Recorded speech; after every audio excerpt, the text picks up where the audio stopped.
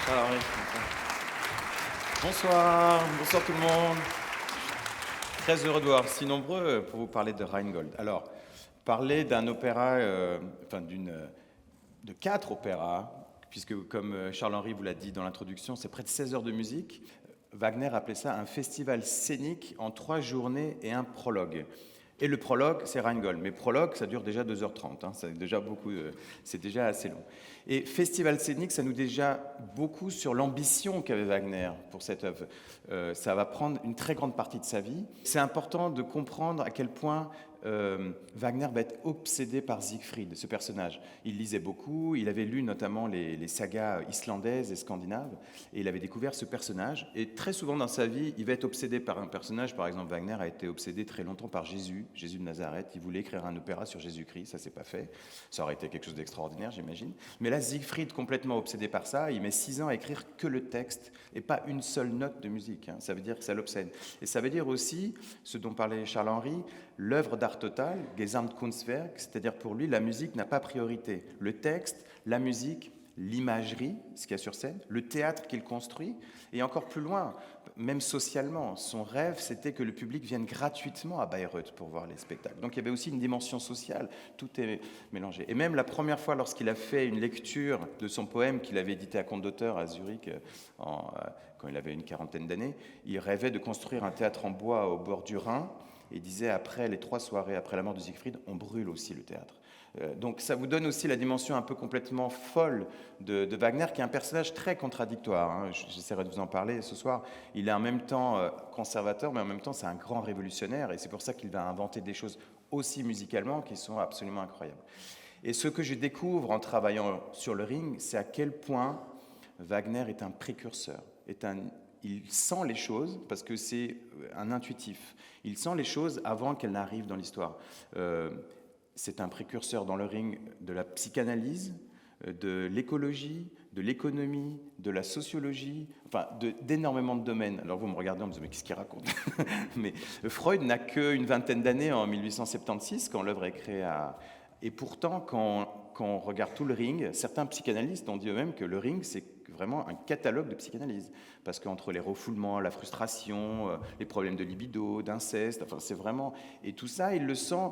Évidemment, il n'y a pas encore d'études qui sont faites sur ces choses-là. C'est des choses que Wagner découvre de lui-même et qu'il met dans son œuvre. L'anneau, qu'est-ce que ça représente l'anneau pour... je vais vous raconter l'histoire évidemment, mais vous savez tous que l'anneau est magique, l'anneau va donner des pouvoirs, et l'anneau, pour beaucoup de metteurs en scène, a représenté une critique du capitalisme qu'aurait fait Wagner. Mais je crois que ce n'est pas que la critique du capitalisme, c'est plutôt la critique de ce qui nous arrive aujourd'hui, en fait, de l'anonymat.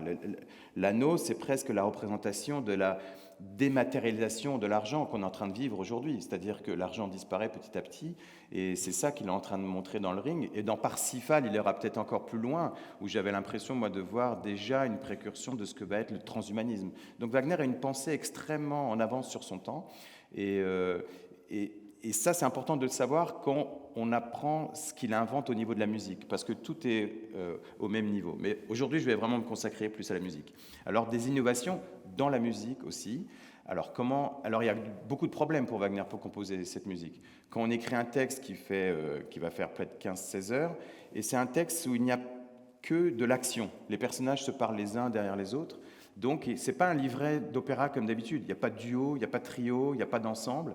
D'ailleurs, Franz Liszt, quand il a reçu le poème, il n'a pas accusé réception parce qu'il ne voulait pas dire à Wagner qu'il l'avait reçu, parce qu'il trouvait que c'était vraiment pas bien, que ce n'était pas un livret d'opéra digne de ça. Donc, il n'a même pas dit qu'il l'a reçu, parce qu'il s'est dit, mais on ne peut pas mettre en musique ça, c'est pas possible. Il n'y a pas de refrain, de couplet. Donc, ça, c'est déjà un premier problème à Wagner à résoudre. Deuxième problème, comment on fait pendant 16 heures pour ne pas ennuyer le public? Parce que pendant 16 heures... Alors, il avait trouvé une solution à Bayreuth, c'est qu'il a fait des chaises à 90 degrés en bois. Vous savez ça. Donc, à Bayreuth, quand vous êtes assis, vous ne pouvez pas vous affaler, vous êtes obligé de rester réveillé tout le temps. Donc, voilà, comment faire ça? Le chant aussi, comment traiter les voix? Par exemple, dans Siegfried, il y a tout un passage où il y a 2 ténors. Comment on fait pour mettre 2 ténors pour que chaque ténor soit quand même caractérisé. Et le chant wagnérien va être quelque chose de très important dans l'histoire de la musique, puisqu'il va créer des nouvelles sortes de voix, ce qu'on appelle aujourd'hui les voix wagnériennes, qui n'existaient pas à l'époque. Vous connaissez sans doute ceux qui aiment les enregistrements, les grandes cantatrices wagnériennes des années 50-60, Kirsten Flagstad, Martha Mödel, Astrid Varnay, voilà, qui sont les grandes chanteuses wagnériennes. Mais c'est un format vocal qui n'existait pas avant Wagner. Et c'est Wagner, par son écriture et sa composition, qui va innover quelque part un nouveau format vocal. Et il va innover, évidemment, dans l'orchestre. Et alors là, il va encore plus loin. Il fait même construire des instruments qui n'existent pas, qui vont être joués pour la première fois dans le ring. Il avait rencontré Adolphe Sax à Paris, au moment où il était à Paris, Sax, l'inventeur du saxophone, mais qui avait inventé beaucoup d'autres instruments. Et pour le ring, Adolphe Sax va faire construire pour lui ce qu'on appelle maintenant les tubas Wagner, les tuben, qui en fait, le nom c'est tuba Wagner, mais ce n'est pas des tubas, en fait c'est des corps, vous voyez les corps naturels, qui sont beaucoup plus grands, en fait avec un pavillon qui monte.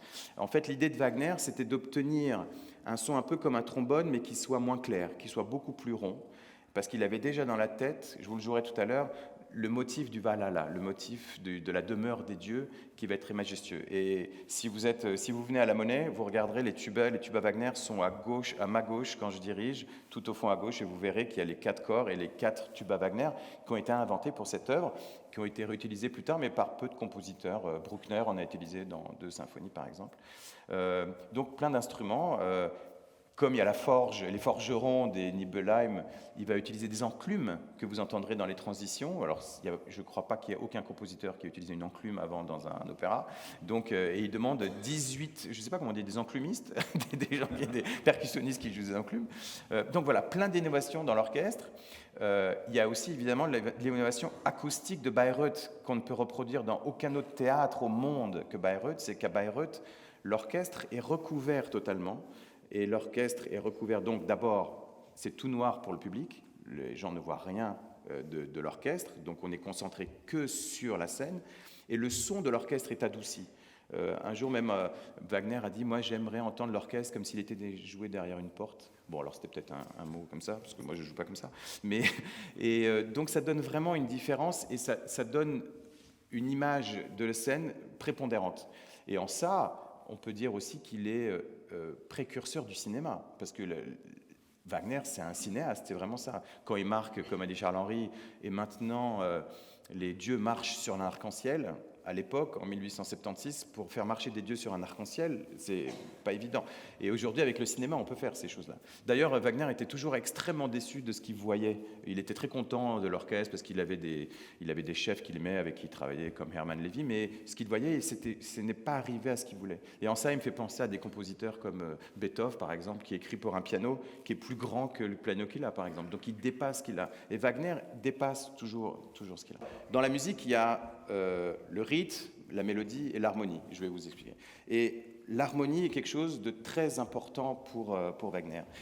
Et beaucoup de personnages, d'événements, de choses sont dans des catégories d'harmonie différentes. Si on prend par exemple celle qu'on connaît le plus, c'est la gamme majeure. Do majeur, c'est ça. Ça, c'est là.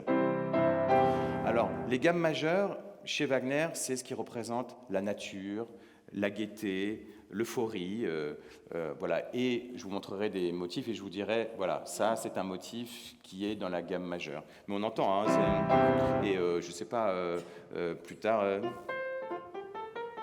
ça sera le corps de Siegfried. On sent qu'il y a une certaine gaieté dans le thème. Mais Beethoven utilise, par exemple, quand il écrit la pastorale. Ça, c'est la pastorale, c'est en fa majeur, donc c'est une gamme majeure. Les gammes mineures, alors là, évidemment, c'est la tristesse, la dépression, la résignation, voilà, ça, c'est mineur. Et puis, il y a d'autres types de gammes, par exemple les gammes chromatiques. Ça, c'est toutes les gammes qui se suivent les unes derrière les autres. Et ça, vous allez voir, ça va être des personnages qui vont être un peu plus perfides, un peu plus rusés, ou qui sont malins, comme le feu, par exemple, de Loge, ou le feu qui va embraser plus tard Siegfried et Brunhilde à la fin. Et puis, il y a des accords, comme les accords de septième diminué, qui, nous, occidentaux, qui connaissons la musique d'abord, un accord de septième diminué, c'est... Et le drame arrive, hein, c'est vraiment sans ça. Et en fait, ce qui est très intéressant, c'est que quand je dis conservateur, et révolutionnaire en même temps Wagner, c'est que Wagner utilise déjà tous les codes qu'on a eus avant Wagner. Avant Wagner, il y a des musiques très connues, mais tout le monde a ça déjà dans l'esprit à un moment de Wagner. Donc 3 notes et une longue, c'est la destinée. Les accords de septième diminué représentent ces choses de drame. Donc il utilise ce qui existe avant. Comme à l'époque de Bach, par exemple, il y avait un intervalle qui était interdit à l'époque baroque. Vous savez qu'on appelle le triton, c'est cet intervalle. On appelait même ça l'intervalle du diable, et Wagner va l'utiliser dans le Ring, alors pas par le diable parce qu'il n'y a pas de drame, mais ce sera la trahison, ce sera Fafner, ce sera les manigances, etc. Donc ça c'est vraiment l'harmonie, et puis bon, il y a beaucoup d'autres choses, hein. Je ne peux pas tout vous expliquer là ce soir, mais c'est pour vous donner quelques notions de ça. Ensuite il va jouer sur le rythme bien sûr, et l'orchestration. Alors l'orchestration c'est l'art de combiner les différents sons de l'orchestre. Et comme Berlioz était en France, Wagner est un maître dans ce jeu-là, parce qu'on peut écrire une musique en écrivant pour une flûte, mais on peut la combiner avec une trompette, avec un violoncelle, et chaque combinaison, c'est comme un peintre avec son pinceau, vraiment ses pinceaux, chaque combinaison va amener une couleur nouvelle. Donc il pourra jouer plusieurs fois la même musique, mais avec une couleur tout à fait différente, parce qu'une fois, il la fera jouer par une trompette, ou par exemple, s'il veut que ça soit nébuleux, il mettra des cordes avec des sourdines. Donc l'orchestration va faire un effet très fort sur le public, sans que le public s'en rende compte, évidemment. Et alors, une chose dont a parlé tout à l'heure Charles-Henri, qui est très importante, qui est une des grandes innovations de Wagner dans le Ring, c'est l'utilisation des leitmotifs. Alors, le leitmotiv, qu'est-ce que c'est ? Les leitmotifs, c'est des thèmes musicaux qui représentent un personnage, un lieu, un événement. Donc ça peut être, je ne sais pas, Hagen, ça peut être la haine. Et ce leitmotiv va revenir très fréquemment dans le Ring pendant les 16 heures de musique. Alors le spectateur qui va écouter le Ring pour la première fois, qui n'a pas parce qu'il y a des catalogues, hein, il y a des gens qui ont passé leur temps à faire des catalogues, il y a plus d'une centaine de leitmotifs dans le Ring, il y a des catalogues, alors des gens qui vont écouter le Ring en ayant le catalogue, tout à l'heure Charles-Henri m'a dit qu'il y a même sur YouTube maintenant des gens qui font des pastilles où on peut écouter vraiment les... Mais pour quelqu'un qui est néophyte, qui n'a jamais entendu les leitmotifs, il va être imprégné inconsciemment de ces leitmotifs. Et il y a plusieurs manières d'utiliser un leitmotiv. Un leitmotiv peut accompagner un chanteur pour emphaser ce qu'il dit. Mais un chanteur peut dire quelque chose et en même temps, dans l'orchestre, on entend le contraire. Il peut dire, alors je caricature pour expliquer, il peut dire « je t'aime » et dans l'orchestre, on entend « je te hais ». Et c'est une manière beaucoup plus subtile que l'opéra existait avant. Avant, c'était un peu plutôt blanc ou noir, ou je caricature maintenant, mais avec Wagner, on rentre dans une subtilité de la psyché très grande grâce à ce principe de leitmotiv. Et aussi la manière dont Wagner va aller d'un leitmotiv à l'autre, ça nous montre aussi ce qu'il pense des choses. Quand le motif de l'anneau ressemble au motif du pouvoir, qui va ressembler à un autre motif, on se dit, tiens, pour lui, il y a des affinités entre ces choses-là. Donc, la manière dont Wagner va utiliser ces leitmotifs de manière extrêmement subtile est très importante, mais ce n'est pas évidemment la chose principale de sa composition. L'introduction. Déjà, c'est une des introductions les plus extraordinaires jamais écrites pour un opéra. Pourquoi ? Pendant 136 mesures, c'est-à-dire près de 5 minutes, on va entendre le même accord. Le même accord, pendant 136 mesures. On se dit, non mais il est fou, c'est pas vrai. Et ça commence par une note. Donc la première note de l'or du Rhin, c'est ça. Que ça. Mais c'est quoi cette note ? En fait, il se construit sa cosmogonie, sa mythologie à lui. C'est le début de l'univers. Et puis, ça, c'est les contrebasses qui font juste une note tenue. Ils vont se rajouter une note, les bassons, la 15. Et on sent que quelque chose commence. Et en ça, quand je parlais d'anticipation sur astrophysique ou des choses comme ça, c'est qu'il a compris qu'avec une note, rien ne se passe. Il faut une interaction. Et là, l'interaction commence. Ça, c'est la mi bémol, si bémol. Il manque une note maintenant, un sol, pour faire un accord parfait majeur de mi bémol majeur. Ça, c'est l'accord de... On dirait un aéroport, là. Non, bon. Mais l'accord de mi bémol majeur. Et donc, cet accord de mi bémol majeur va être répété pendant 5 minutes. Au début, juste ça, et puis un corps va commencer à jouer.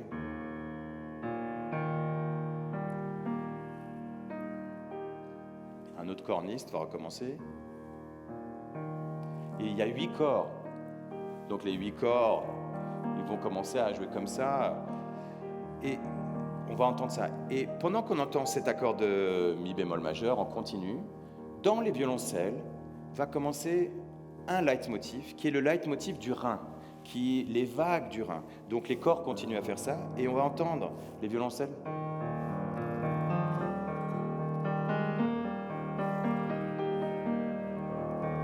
Donc les corps se superposent au violoncelle, mais sans qu'on se rende vraiment compte, on a un leitmotiv qui vient de commencer, le leitmotiv du Rhin, c'est-à-dire on sent vraiment l'eau qui coule. Et ces ondulations vont monter.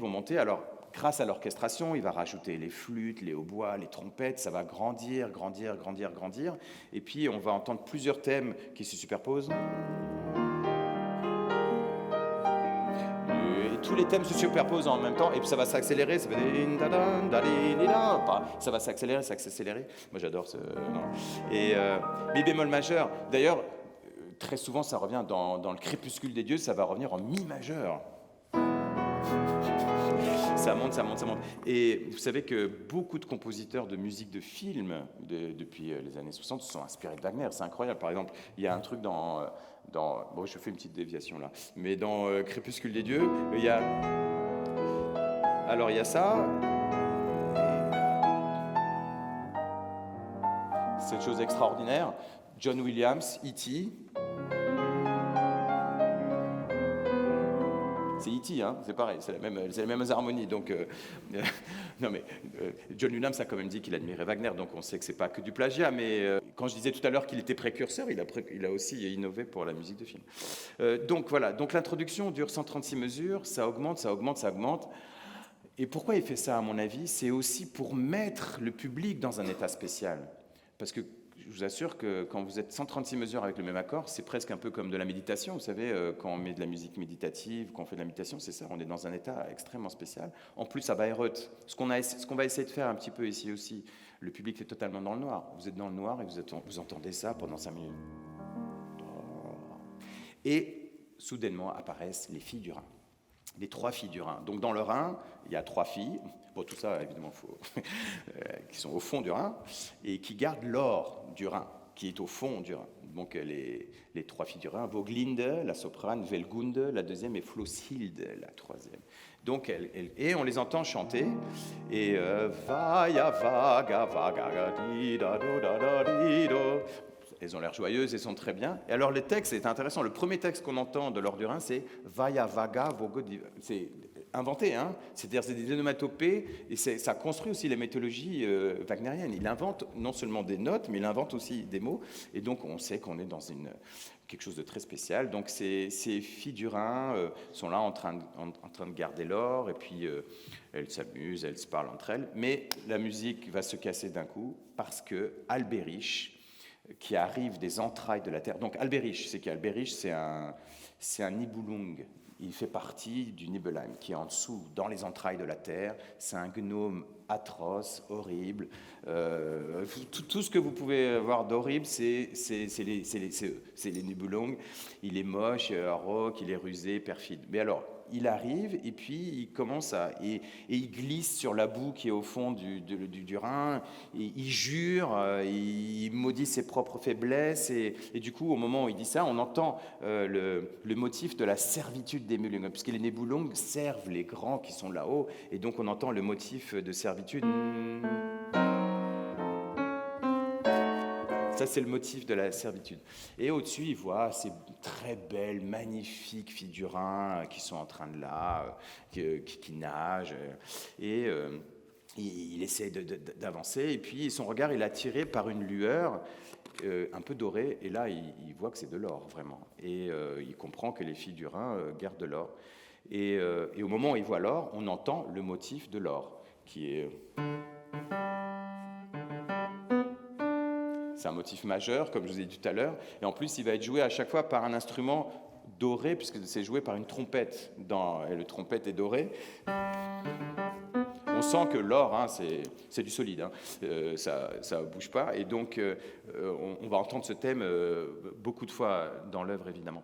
Pendant ce temps-là, les filles du Rhin chantent Rheingold. Donc, elles veulent Rheingold, Rheingold, Jandalinde. Donc, elles sont très joyeuses et elles répètent tellement de fois Rheingold, Rheingold. Albéric, je comprends, hein, Gold, Gold, Gold. Donc, il dit il y a de l'or ici. Elles bavardent les unes des autres, et donc Albéric apprend que si, avec cet or, on fabrique un anneau, l'anneau devient très puissant, et avec cet anneau, on a tous les pouvoirs. En gros, c'est l'anneau avec lequel on peut tout faire. Donc évidemment, il commence à avoir une idée derrière la tête. Et on entend le motif de l'anneau qui est...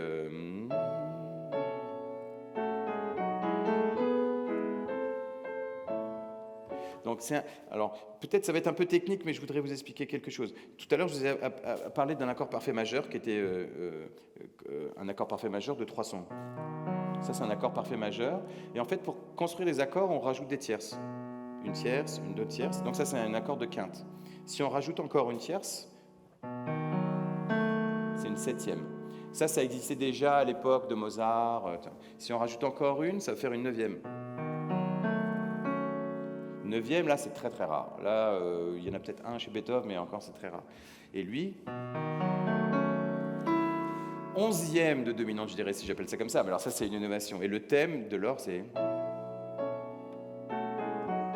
en majeur et même en mineur.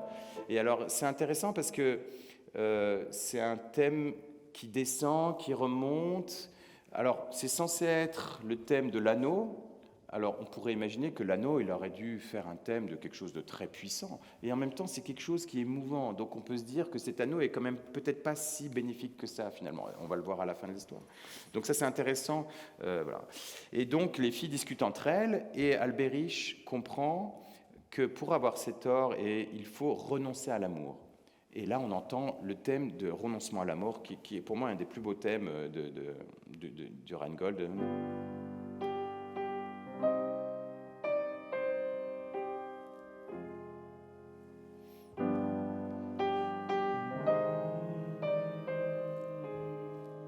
Ça, c'est le thème du renoncement à l'amour. Mais les filles du Rhin se disent que de toute façon, personne ne renoncera jamais à l'amour. Ça, c'est pas possible de renoncer à l'amour. Et Albéric, oui, il dit, moi, je vais renoncer à l'amour, mais pas au désir sexuel. Ah. Donc, dans sa tête, il se dit, bon, je vais renoncer à l'amour, mais quand même, je garderai ça. Donc, avec tout l'argent que j'aurai, tous les pouvoirs, je pourrai continuer, et tout ça. Et c'est pour ça que les filles vont se faire avoir, en fait. Et Albéric jaillit férocement vers la roche où sont les filles, et il atteint le sommet, et il crie à l'amour, je renonce pour toujours. Enfin voilà, c'est traduction un peu parce qu'avec la versification. Et donc il prend l'or, il saisit et il retourne dans les profondeurs du Nibelheim. Les filles essaient de lui courir, de nager derrière lui, de rattraper, mais impossible, et il s'en va. Donc voilà, premier crime du ring, le vol de l'or. Et il va y avoir beaucoup de crimes pendant 16 heures.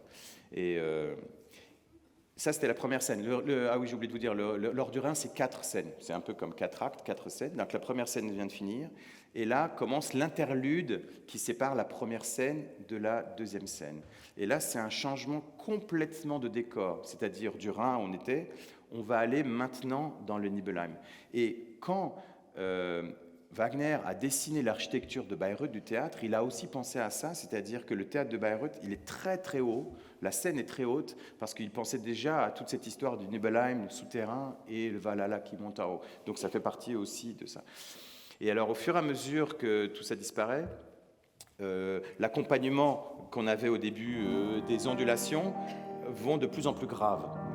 Ça va de plus en plus grave, et petit à petit, ça disparaît pendant qu'au-dessus, on entend le motif de l'anneau qui revient. Et là, la lumière change, évidemment, parce que maintenant, on va arriver dans un château avec des tourelles étincelantes sur une roche. Et on va entendre, pour la première fois, le motif du Valhalla. Le motif du Valhalla, on va l'entendre 29 fois dans l'Or du Rhin, 19 fois dans Valkyrie, j'ai noté, 15 fois dans Siegfried, 23 fois dans le Crépuscule. Donc on va entendre ce thème 86 fois. Donc à la fin, j'espère que vous l'aurez dans la tête. Le Valhalla, c'est la demeure des dieux. C'est cette demeure que Wotan a fait construire. Et le thème du Valhalla, c'est un thème vraiment très majestueux, très beau, mais il reste tendre. Et c'est à ce moment-là que Wagner va utiliser les fameux Tuben dont je vous ai parlé tout à l'heure, ces instruments qui ont un son très rond, et c'est aussi dans une tonalité ré bémol majeur qui est assez avec plein de bémols. Donc le thème du Valhalla, de cet endroit, c'est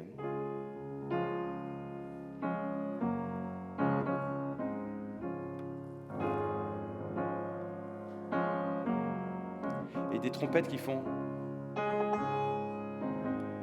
Donc il y a quelque chose de solennel.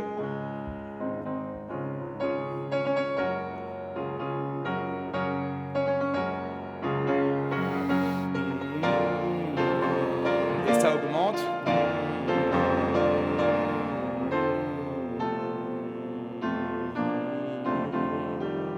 Et en mineur.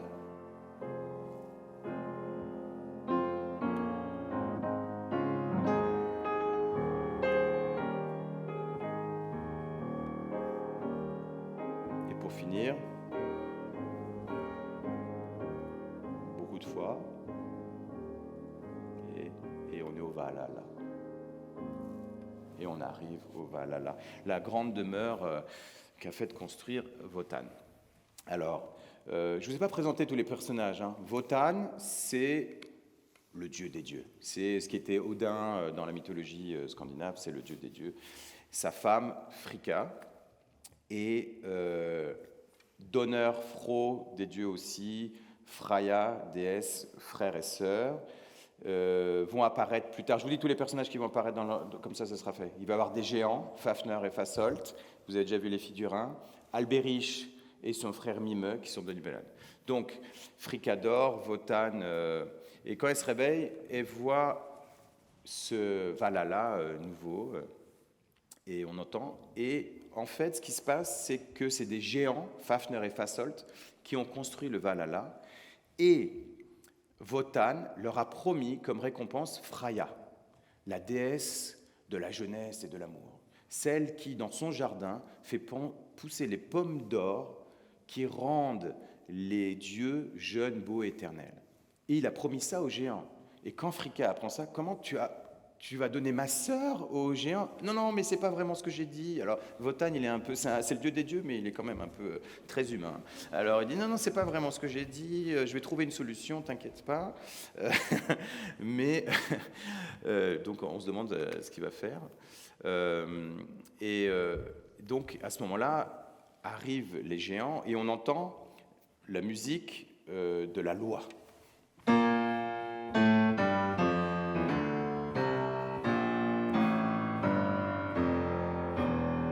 Quoi de plus simple qu'une gamme qui descend quand même, ça c'est.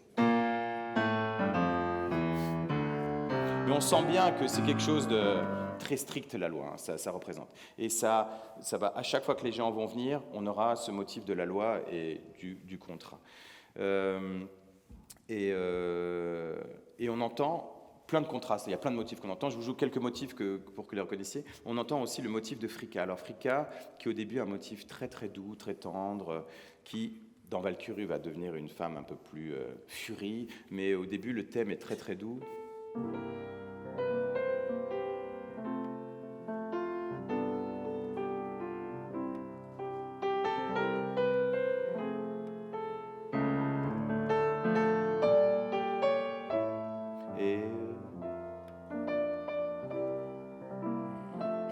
Elle est très tendre, voilà, c'est vraiment au début, tout se passe bien.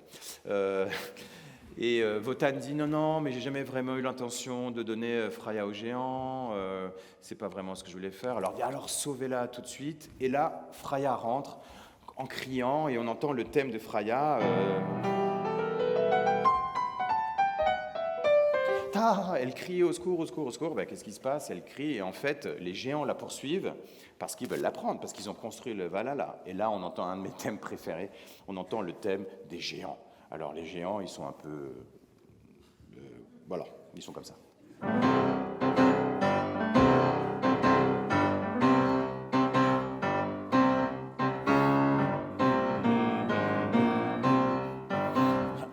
voyez ce que je veux dire? Il n'y a pas d'harmonie, il n'y a pas de belles choses comme on entendait avant, c'est tom, tom, tom. Et alors tous les cuivres de l'orchestre, les cordes font tom, tom, tom, et les cuivres font bom, bom, tom, tom, bom, bom, bom, bom, et comme ça. Donc ça, c'est les géants. Donc ça dit un peu ce que Wagner pense sur ces géants, hein, Fafner et Fasold, les deux frères. Ils sont venus pour prendre Freya. Et donc on va entendre tous les motifs qui vont se mélanger, le Valhalla, le motif du contrat, le motif de Freya, etc. Et on va aussi entendre le motif... oui, le motif du contrat, je ne voulais pas jouer, donc le motif du contrat, c'est...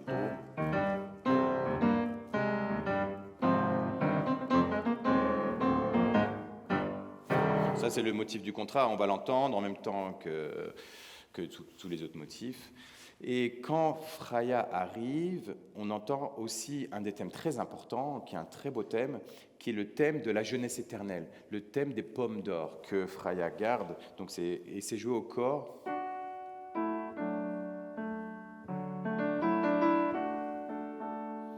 Très joli thème. Alors c'est très intéressant parce que ça rappelle un peu un autre thème qu'on a entendu. C'est un thème qui commence, qui descend et qui remonte. Il y a un thème qu'on a entendu tout à l'heure aussi qui descendait, qui remontait, c'était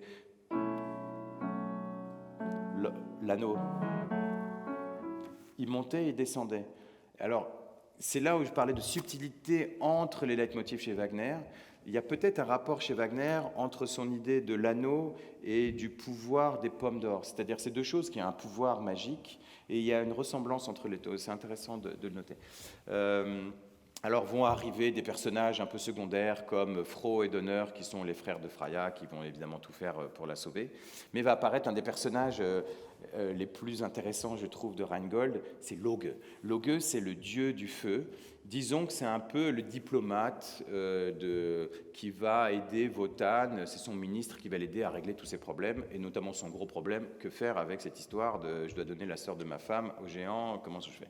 Et quand Loge arrive, on entend les chromatismes, ce dont je vais parler, c'est-à-dire ces chromatismes qui montent, et le thème principal de Loge, qui est... Et on entend très souvent, parce que Loge, en fait, c'est le dieu du feu, donc c'est comme quelque chose qui crépite qu'on entend. Et bon, je ne dois pas vous dévoiler ce qui se passe sur scène, mais vous verrez du feu sur scène. Il a ce thème, et un autre thème qui dévolue aussi à Loge, c'est le thème de la magie du feu, parce que tous les éléments ont un côté magique, donc la magie du feu, c'est... Ça, c'est le thème de la magie du feu. Donc Wotan va dire à Loge, s'il te plaît, trouve un moyen, qu'est-ce qu'on pourrait faire, qu'est-ce que je pourrais donner à la place de Freya. Et c'est Loge qui va donner l'idée à Wotan de dire, ah, j'ai entendu parler de quelqu'un qui s'appelle Alberich, qui est prêt à renoncer à l'amour, qui va fabriquer un anneau avec l'or, et peut-être que tout l'or, ça pourrait intéresser les géants. Et c'est ce que propose Wotan. Il dit, on va accumuler tout l'or du monde, et on va vous donner tout l'or du monde à la place de Freya. Les géants discutent entre eux, Fafner dit à Fasold, écoute, c'est peut-être pas mal, tout l'or du monde, plus tout ça. Et au moment où ils sont prêts à accepter, Wotan, revirement, parce que Wotan change souvent d'avis, et dit, ah ben non, finalement non, parce qu'en fait, il veut garder l'anneau pour lui, pour avoir tous les pouvoirs. Et alors là, Fafner et Fasold, très très fâchés, disent, dans ce cas-là, on reprend Freya jusqu'à ce soir, vous avez jusqu'à ce soir pour vous décider. Et ils repartent avec, voilà, catastrophe, voilà. Donc Fricka, vous imaginez la femme de Wotan, qu'est-ce que tu as fait? Bon, vous verrez, hein, c'est très très long, et parce que Wotan convoite aussi l'anneau, évidemment, tout le monde convoite. Et donc, Loge et Wotan vont donc aller au Nibelheim, donc c'est cet endroit qui se trouve sous terre, pour essayer de prendre l'anneau et tout l'or. Et donc là, il y a encore un grand interlude donc, qui va changer de scène entre la deuxième scène. Et pour moi, en tant que chef d'orchestre, c'est extraordinaire parce que c'est des grandes pièces d'orchestre magnifiques à diriger. Et pendant ce changement, on va entendre apparaître le thème de la forge. Et on va entendre vraiment les enclumes sur lesquelles tapent tous les gnomes qui sont là au fond. Et avec un rythme très très significatif.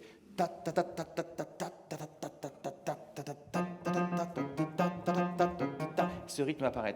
Et alors l'orchestration est incroyable, on dirait vraiment Aujourd'hui, on dirait, vous savez, une table de mixage, vous savez, comme font les disc jockeys, ça fait comme ça et ça remonte. Et on a vraiment cette impression qu'on change de scène, on a l'impression que et ça repart comme ça. C'est absolument incroyable. Et c'est la première fois qu'on entend des enclumes dans un opéra, évidemment. Et donc, ils arrivent, Loge avec Wotan arrive dans cet endroit absolument obscur, tout ça, et donc dans le but de reprendre l'anneau et l'or à Albéric. Donc là, je vous passe, mais il y a plein de motifs secondaires qui vont apparaître. Mais la première chose qu'on voit, surtout qu'on arrive, c'est Mime, le frère d'Albéric, qui hurle parce que dans l'idée de... Ah, moi, j'adore ce personnage de Mime. C'est vraiment... alors, dans la description, c'est pareil, hein, c'est un être atroce, une voix rauque, une grosse tête, des pieds. Mais Wagner disait toujours qu'il ne voulait pas que ça soit caricatural non plus. Parce que souvent, on a représenté Mime un peu comme un clown, ou alors quelqu'un qui s'en voulait. Non, c'est juste, à mon avis, quelqu'un qui ne va pas très bien dans sa tête. C'est ça que voulait montrer Wagner, je crois. Il hurle et Albéric le tape et il fait tomber un aume, un casque, le aume. Le fameux aume que Mime vient de forger. Et alors là, c'est un aume magique. Non, il faut y aller avec les enfants aussi, hein, c'est vraiment super. Il y a un aume magique, et quand on met ce aume permet soit d'être invisible, soit de prendre la forme qu'on veut. Donc, celui qui a l'aume peut prendre n'importe quelle forme. Vous imaginez le pouvoir de ce aume, absolument extraordinaire. Le aume a un nom aussi, le Tarnhelm, qui est fait donc avec l'or du Rhin. Et quand on voit ce aume, on entend le motif du aume qui est joué par les corps en sourdine, qui est ça.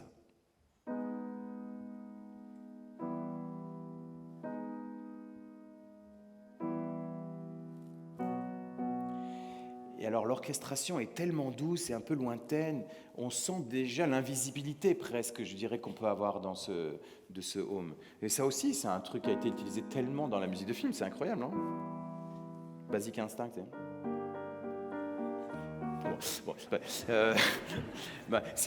c'est mystérieux, c'est étrange, et donc Albéric le met pour tester la puissance qu'il a. Et là, il devient invisible. Il dit à Mime, est-ce que tu me vois? Mime ne le voit pas parce que maintenant, il est devenu une fumée. Il ne le voit pas. Il profite pour le taper. Et du coup, il devient le maître de tous les Nibelungen. Et ils vont tous devenir ses serviteurs, ses esclaves. Et il reste. Et on voit Mime complètement recroquevillé, plein de douleurs. Et voilà. Et donc, Wotan et Loge arrivent dans cette ambiance quand même un peu délétère. Et Mime va tout raconter. Il va dire comment Albéric est devenu tout puissant grâce au nouvel anneau que Mime lui a fait en forgeant grâce au aume aussi. Et il leur dit, mais vous savez, vous le reconnaîtrez parce qu'il a le aume à sa ceinture. Et Wotan et Loge vont rencontrer Albéric et ils vont réussir, par une ruse incroyable, à lui soutirer le aume. Alors comment ils vont faire? Quand Albéric est tellement fier d'avoir le aume, Loge dit, oui, mais est-ce que ça marche vraiment?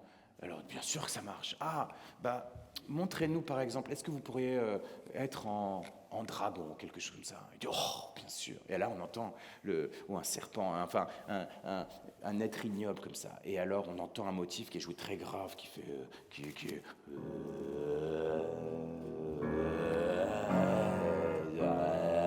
Et alors là, il se transforme en animal, une sorte de serpent. Alors ça dépend des mises en scène, mais oh là là, extraordinaire. On le flatte, donc il est très fier. Il est là. Mais alors, est-ce que ce serait possible aussi de vous transformer en quelque chose de beaucoup plus petit? Par exemple, un crapaud. Oh, bien sûr, un crapaud. Et là, on entend le corps anglais qui fait... Alors le crapaud. Et alors évidemment, quand il est un crapaud, c'est le moment où Wotan met son pied dessus et emprisonne Albéric, et il lui prend le aume. Donc Albéric se fait avoir, parce qu'évidemment, quand il est crapaud, il est très, très vulnérable. Et c'est ainsi qu'ils capturent Albéric, ils ont le aume. Donc Wotan, vous voyez, c'est pas non plus le dieu des dieux le plus honnête non plus. Donc ils le prennent et on voit que Albéric est torturé sous le pied de Wotan et Loge l'attache et il devient maintenant le prisonnier de Wotan et Loge. Et maintenant on va rechanger et donc maintenant on va arriver à la dernière scène, la quatrième scène.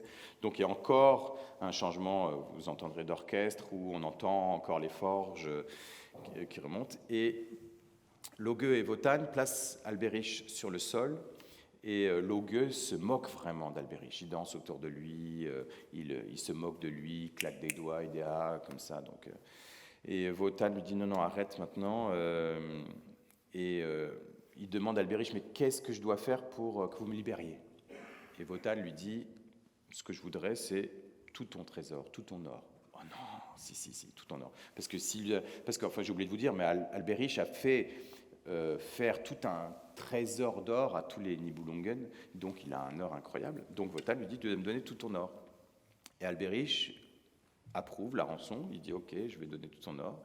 Donc Loge commence à le libérer d'une main droite, et au moment où il est libéré, Wotan dit, oui, mais en fait je voudrais l'anneau aussi.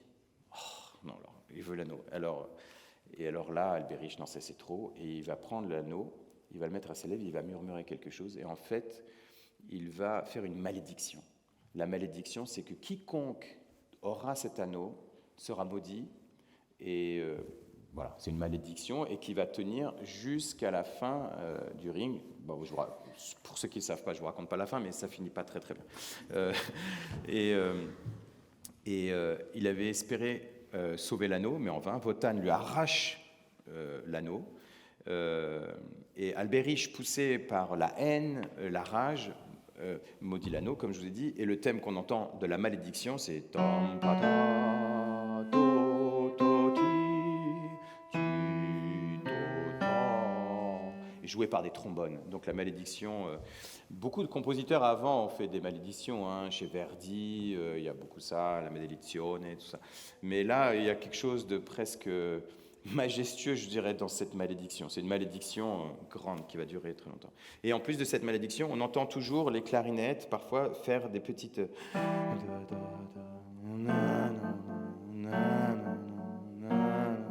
Il y a quelque chose de presque plaintif là-dedans, et ça accompagne toujours cette malédiction. Ah oui, la présence. Ce que je ne vous ai pas dit aussi tout à l'heure, c'est que quand Freya était partie, les dieux étaient devenus vieux, parce qu'ils avaient perdu leur jeunesse. Et quand Freya revient avec les géants, les dieux retrouvent leur jeunesse. Donc, il vaut mieux qu'il l'ait avec elle. Et donc, les géants se disent, bon, on va prendre le trésor. Et arrive un des personnages très importants, Erda. Erda, c'est pas vraiment une déesse, elle fait partie de la nature. C'est une femme, c'est la sagesse, qui a quand même eu une relation avec Wotan, puisque Wotan l'avait violée. Enfin, c'est plus qu'une relation. Violée. Et de ce viol est née Brunhild. Brunhild qui va être un des grands personnages, un des personnages principaux du ring, qui va apparaître dans la Valkyrie. Mais c'est une femme sage, pas sage-femme, une femme sage, et qui va dire à Wotan qu'il doit faire attention, de surtout pas prendre l'anneau. L'anneau, la malédiction, elle va lui dire attention, je te mets en garde, ne prends pas. Et c'est un peu comme une Cassandre, parce que ce qu'elle va dire, il ne va pas l'écouter, évidemment. Et le premier air qu'elle chante Weiche Wotan, weiche. Donc, prends garde, Wotan, ne fais surtout pas ça. C'est un air magnifique qui dure 3-4 minutes. Et on a l'impression que le temps est suspendu à ce moment-là, tout s'arrête. On écoute cette chose qu'elle dit, elle s'en va. Mais Wotan va être complètement différent après ça, il va complètement se transformer. Il va se dire, bon, peut-être qu'elle a raison. Il avait déjà pris l'anneau, hein. Et du coup, il le jette, l'anneau. Il se dit, bon, j'aurais peut-être pas dû. Les géants libèrent Freya, mais en même temps veulent aussi l'anneau, donc veulent le trésor, pardon, mais l'anneau est dans le trésor. Donc comme ils touchent le trésor, ils touchent aussi l'anneau, donc ils sont aussi maudits. Et la malédiction prend forme très rapidement, puisque Fafner va tuer Fasold, son frère. Et c'est la malédiction qui commence. Donc Erda avait raison de prévenir Wotan de ne surtout pas prendre l'anneau. Loge félicite Wotan d'avoir abandonné l'anneau. Donner monte au sommet d'un rocher. Donner, c'est le dieu du ciel. Il tape avec son marteau. Vous savez, c'est Thor, en fait, dans la mythologie. Et là, orage énorme, et apparaît le fameux arc-en-ciel. Cet arc-en-ciel sur lequel les dieux vont pouvoir marcher pour aller au Valhalla. Et alors là, excentricité encore de Richard Wagner, une harpe, ça ne suffisait pas, 2 harpes, non, 3, 6 harpes. 6 harpes. Pourquoi 6 harpes? Alors, une harpe fait ça. La deuxième fait. La troisième. Ok. Et 4, 5, 6. La quatrième. La cinquième. Et ça tout en même temps. Donc là, je ne peux pas vous le faire, évidemment, mais... Donc on entend les harpes, mais ça donne un granulé de l'arc-en-ciel qu'on imagine, et en même temps, on entend le thème. Donc imaginez ces harpes qui font ça, et puis...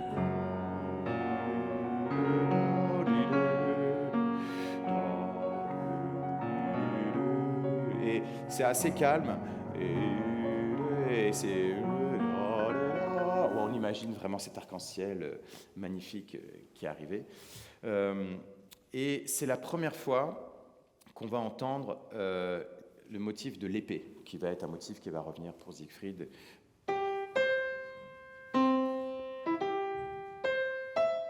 On entend le motif qui va venir dans l'histoire après, que je ne vous raconte pas aujourd'hui, mais que vous verrez. On entend en même temps au loin, en coulisses, les filles du Rhin qui chantent Rheingold, il nous a volé l'or, il nous a volé l'or. Donc tous les motifs se cumulent à la fin. Et le motif du Valhalla va gonfler. Donc on arrive à la fin de Rheingold. Donc le fameux motif que ça va monter. Et puis les trompettes.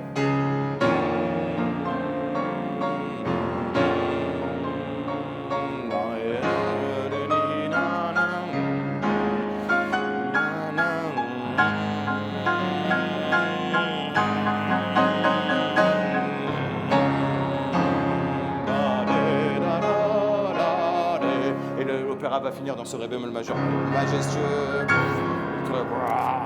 énorme. Et voilà. Et donc, Fasolt, donc, qui est mort, le géant, n'a été que la première victime de la malédiction d'Alberich et la suite à venir. Oh là là. Donc voilà, c'est comme ça que... Merci beaucoup.